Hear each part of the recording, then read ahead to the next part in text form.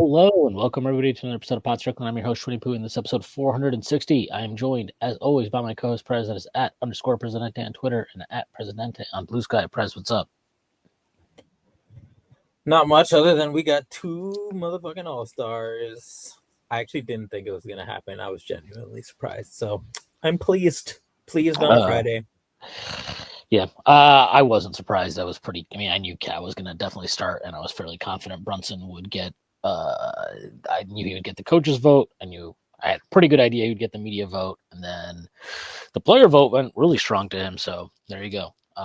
Two all-star starters, first time since 1975, 50 years. Hopefully they can do something that they haven't done since 1973. But before we talk more about the Knicks, I do have to make a few announcements. First being that Strickland has a YouTube channel where you may be watching this podcast. If you are and not done so already, please hit like, subscribe to the channel, leave us a comment. That'd be a huge help to us. Strickland also has merchandise, which you can find on our website at www.thestrick.land. There's a link that'll take you to the merchandise store, and there's all kinds of cool stuff that you can find on there, like t-shirts, sweatshirts, hats, coffee mugs, water bottles, you name it. We've got it. Strickland also has a Patreon you can subscribe to. There are a number of different tiers. There's a $6 here that gets you access to Strickland podcast that I host every Friday with Prez. You also get access to Takes from Obvious Bozos, our news podcast hosted by Andrew Steele, aka Doug, along with Zach Blatter. And you get access to the Strickland Discord with the conversation of his steps. The further tiers, there's a $9 here that gets you access to Strickland Home, my solo pod where I rant and rave about the Knicks even more. You also get access to wonderful premium articles by Matthew Marino, one of the best in the business. And you get access to Strictly NFL, which, you guessed it, is a podcast by the NFL that is hosted by Konstantin Metrikos and Desmond Novak. There are further tiers.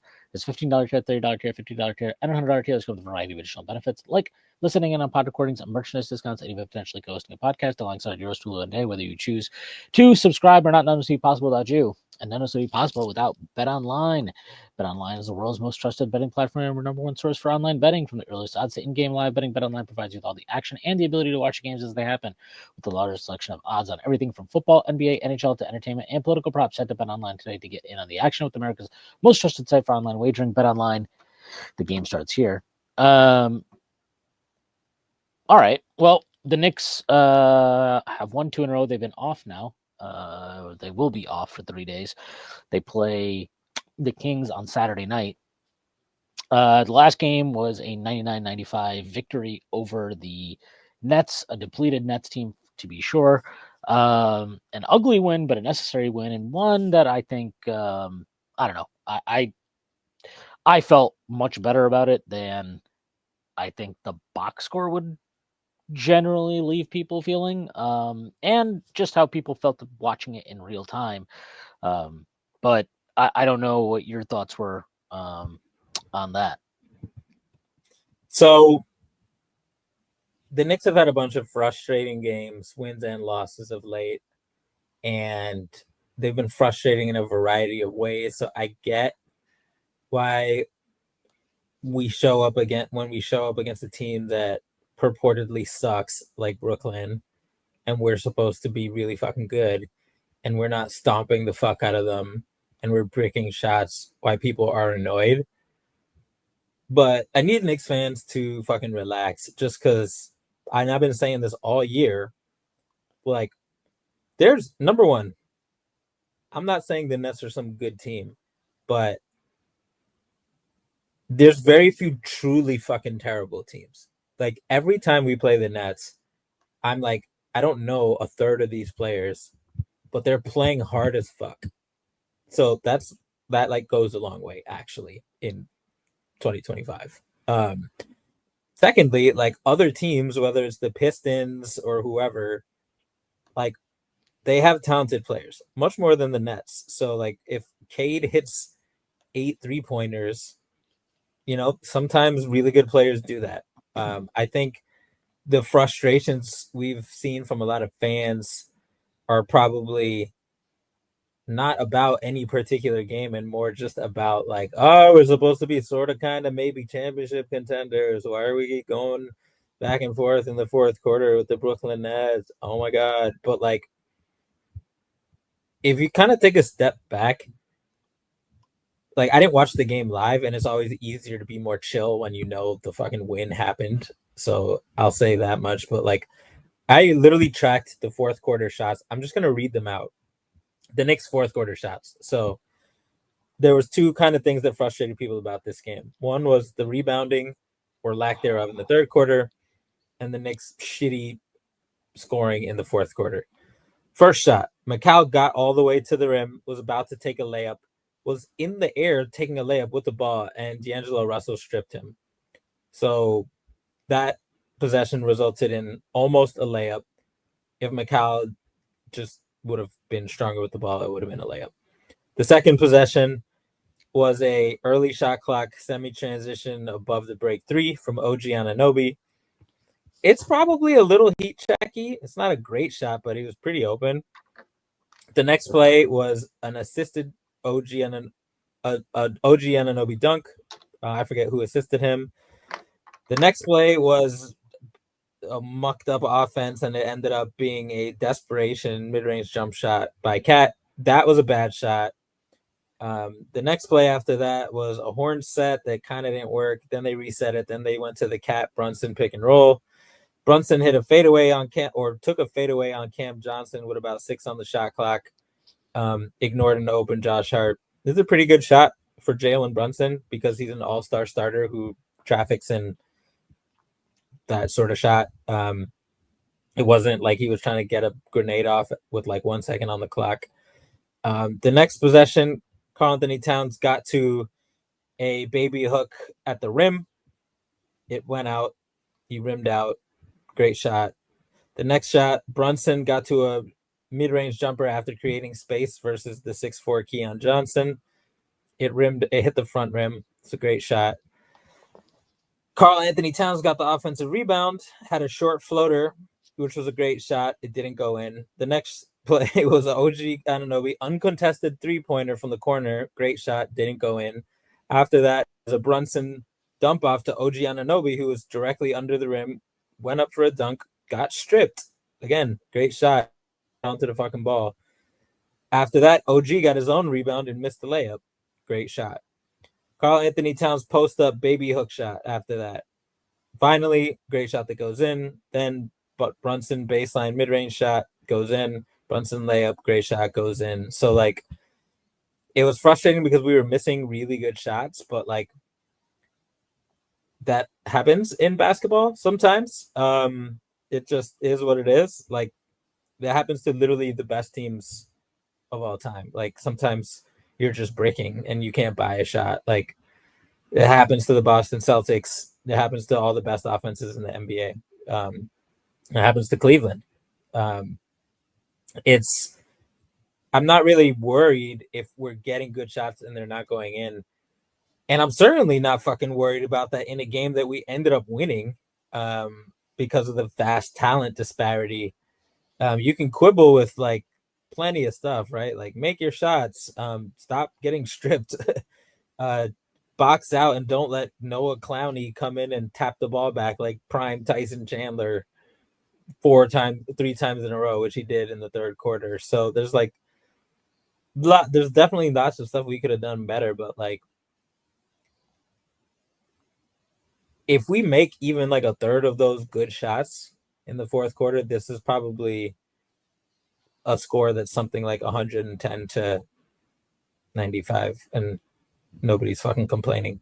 So like the margin between a good win versus a bad team and a quote unquote bad win versus a bad team, like luck can easily bridge that margin, is what I'm saying. So people need to chill out, especially when there was like legitimately good takeaways from the game outside of those weird bricked shots. Like everybody was fucking complaining about our defense for like 2 weeks, and this was OG Anunoby's best defensive game in ages. And obviously he wasn't like defending any type of superstars or anything like that, but Cam Johnson does run around a lot of screens, and OG Anunoby was repeatedly exploding them, like just completely, like as if he was running through like curtains in a house or something like that. Like it was crazy. So like if this is a sign that OG's getting back from like his cruising altitude this season of like B+ level defense and getting to like truly all NBA defense, then that's way more important than like, oh my God, why didn't our great shots go in? Or how are we gonna, stop randomly having games where we fumble the ball? Like all these things that are just odd occurrences. So if you were frustrated during the game, I share your frustrations because that's a frustrating game. But you don't have to like everything doesn't require like a litigation of like, oh my god, what is the scheme, or what is our base offense, or what do we do when the game slows down? Like sometimes those conversations are necessary, but that game versus Brooklyn and the game versus the Hawks were not instances where I was like, man, like they better go back to the drawing board as an offense or a defense. It was just, uh, I don't know. It was two good defensive performances in a row. So like that was my takeaway. It was two good defensive performances, and the one versus the Hawks in particular. They're not a bum off. They're not a bum offensive team. So it's really good to see. Jalen Brunson fouling out one of the best defenders in the NBA, like shit like that. That's actually meaningful. Like we've seen it in past years. Like Jalen Brunson begins really finding another gear right around now. It's usually right before the All-Star break, and he's kind of getting there. So I would encourage fans to see the forest for the trees, or if you're frustrated, at least take solace in the fact that there's some really good takeaways, even on top of the frustrating things that happened in the last couple games. Yeah, pretty much agree with all of that. I thought the defense was good throughout the game. I didn't really give a shit about the rebounding thing in the third quarter because just felt like they came out. I didn't think it was about them playing harder. I think they made that a point of emphasis to start the second half. Knicks had to adjust. And, after like the first, whatever it was, half of that third quarter, didn't feel like the Knicks were getting abused on the glass or anything. So, I didn't have an issue with that. I thought offensively, I felt the same way. I thought they got good shots. I think even in the fourth quarter, I don't know if you named it, but I even think Deuce missed an open corner 3 too, which was a good shot. Like you want him. That's a shot that you'd like to create. So look, they've been in a weird like shooting slump to some degree as a collective group. It just doesn't feel like they're ever all firing. They haven't had a game where they're all firing at the same time. So hopefully you'll get one of those soon. But yeah, NBA seasons are long and they're weird, and you have nights like this, and it's important to find ways to win those games. And they found a way to win. And you know what? That's exactly the type of thing that they weren't doing in a lot of their frustrating losses this season, where we were like, man, it just feels like they can never quite, get it together here and find ways to win ugly. So they found a way to win ugly. And yeah, it's the Nets. So, I don't think I'm ever going to sit here and wax poetic about the win or anything, but that doesn't matter. You just need to find the ways to win games like this, and they did. You go and watch what the Celtics did the last couple of nights, and they win a game pretty similar fashion to the Clippers, who were down. Harden sat, Kawhi Leonard sat, Norm Powell wasn't playing, Zubac didn't play, and Kevin Porter Jr. is scoring a bunch of points on them and stuff, and they go to overtime, and they still, they found a way to win the game, and then they come out the next night and they lose to the Lakers, right? They get destroyed by the Lakers last night. So it's not, it's not just the Knicks. I think the Celtics are, I want to say they're 7-5 this month. The Knicks are 6-6 right now. Like, it's weird. It's the middle of the season. Sometimes you have these stretches where things are hard and they're not easy and they're ugly. But that's what you like. That's what you learn from, hopefully, and that's where you make adjustments, and that's ultimately where you hope. Yeah, we're not playing our best ball now, but we're going to learn from this, and we will be playing our best ball come, March, April, and obviously, hopefully, into the playoffs. So that's what the Knicks need to do. That you can't. Again, they can't win a championship right now. They can only win a championship in June. So you have to be worried about getting to that level when the postseason starts. And they're not at that level right now. There's no question they're at that level right now. But you know what? It doesn't matter if you're at that level right now. You can be at that level right now, but if you're not there in April, nobody gives a shit. So that's their challenge, and I thought this was I thought it was an encouraging win, to be honest, just because of the nature of it, and how kind of they had to get it done. I thought it was a good win for them, given some of the struggles they've had in instances where their offense isn't going crazy, and that was on the heels of a game against Atlanta where I thought they had to fight and scratch and claw to kind of get back into that game after a slow start. And they took it to Atlanta for the better part of the last 3 quarters of that game. You know, I just thought they played really hard, and I thought it was a game where the Hawks played hard. I mean, it was clearly like a game that both teams felt mattered, for lack of any better specificity. But yeah, I mean, they played like it mattered. They played like they had lost, two in a row to the Hawks, and the Hawks played like, hey, we're trying to kind of show again that we can compete with these teams, and they couldn't. I mean, the Knicks, I know it was only 119, 110, but the Knicks were just better than them. All right, so this stemmed from an argument I had with somebody. I won't say who they are. I won't even call them a Utah Jazz fan, but they're more of a Utah Jazz appreciator. And I was like, this rebuild fucking sucks. Danny Ainge is overrated. He's a hedge fund teardown merchant. That Gobert return is carrying his legacy. He's done a shit job rebuilding the Jazz. And then the conversation kind of drifted towards like, okay, well, like they can't all be OKC as far as their rebuilds go, which is true. OKC's rebuild was spectacular in many ways. They're very fortunate and hit a lot of draft picks and made a lot of smart moves, blah, blah, blah.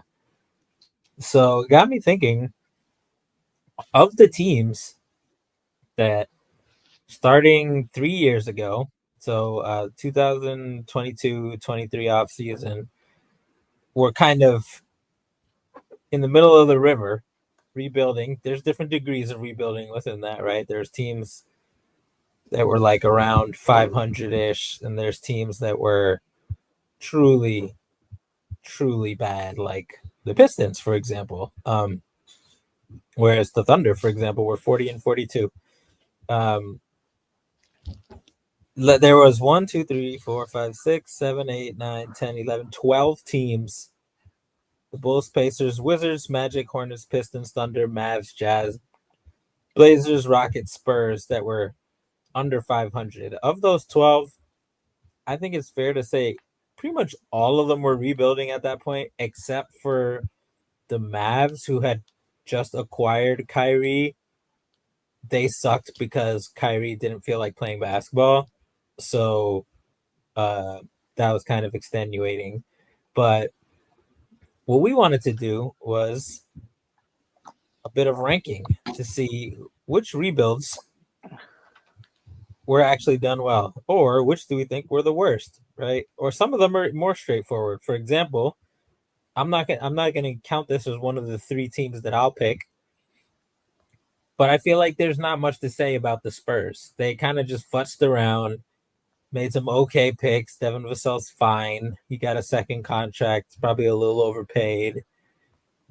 There's a bunch of guys who the jury's still out on, and then they got an incredible future MVP player that overwhelmed and overshadowed everything else they did by a factor of 1,000. So like the Spurs rebuild doesn't actually interest me, but some of these other ones are actually interesting. So we can go back and forth a couple of times and really get into it. So is there a team you wanted to start with? This is your baby, so why don't you go first? I'll start. I'll start with the team that confuses and baffles me the most, which is the Blazers. Ever since they exited the Dame situation, which was, God, that was so protracted. It's kind of funny to think about now in retrospect, but it felt like we talked about that on pods for a long time. Him not running from the grind and then him running from the grind and all that. I feel like they're I don't know. I feel like they don't know what they're doing. I feel like their best move in their rebuild arguably was acquiring Tumani Kamara and Denny Avdia, who are not even players they drafted, which kind of speaks to what they've done with their assets, right? Like they've just had many moves that not only didn't work, but arguably actively backfired. Like Scoot at 2 looks like a terrible pick. DeAndre Ayton looks like a terrible player for his salary. Jeremy Grant is god awful. I'm sure he's wonderful in the locker room. They paid him a large amount of money. Donovan Clingan, drafting Donovan Clingan might be my favorite move, most recent of all. They haven't had until Denny Avdia, they haven't really brought in any players who I considered accelerants to their young players' development in any way.